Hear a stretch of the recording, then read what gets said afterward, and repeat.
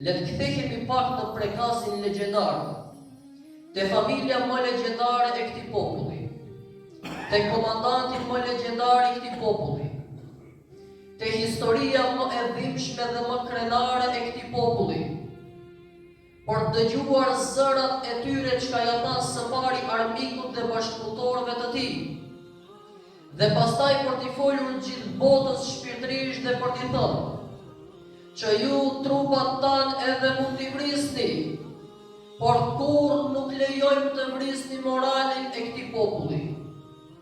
Që ju trupat tanë edhe mund t'i varrosni, por kur nuk lejojmë që të varrosni moralin dhe nderin e këtij populli.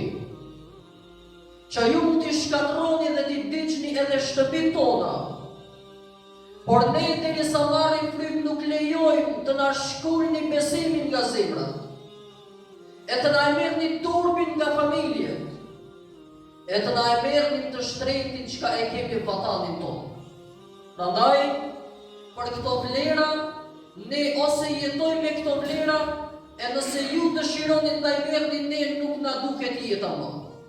Nga se një popull kur zhduket morali e rrënjosët morali, të një popull kur i vidhet nderi dhe i vidhet turpi, ai popull nuk ka më pse jeton.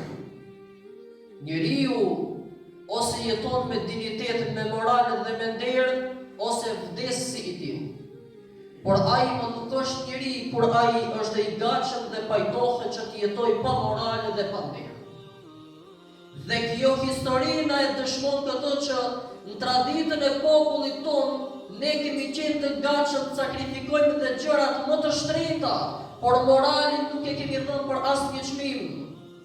Vatanin nuk e kemi shitur për asnjë çmim. Besimin nuk e kemi larguar për asnjë çmim. Dhe nëse kushton kjo me çmimin e vdekjes dhe vrasjes së fëmijëve tanë.